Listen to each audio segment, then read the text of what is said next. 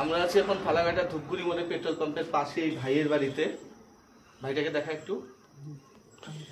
ভাই দেখানোর মতো অবস্থায় নেই, যে ধরে রাখছি ওকে। আর কাকুকে দেখা, এনারা এই যে রাস্তার কুকুর কিন্তু এই পারবো দেখছো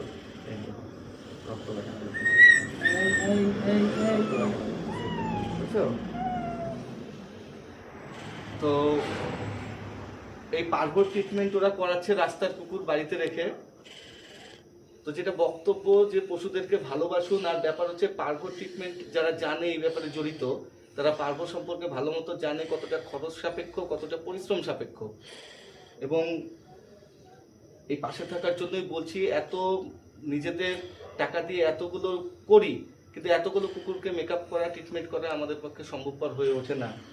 তাই কখনো ফেসবুক বা হোয়াটসঅ্যাপে কখনো সাহায্য চাইলেও সবসময় চাই না আমরা।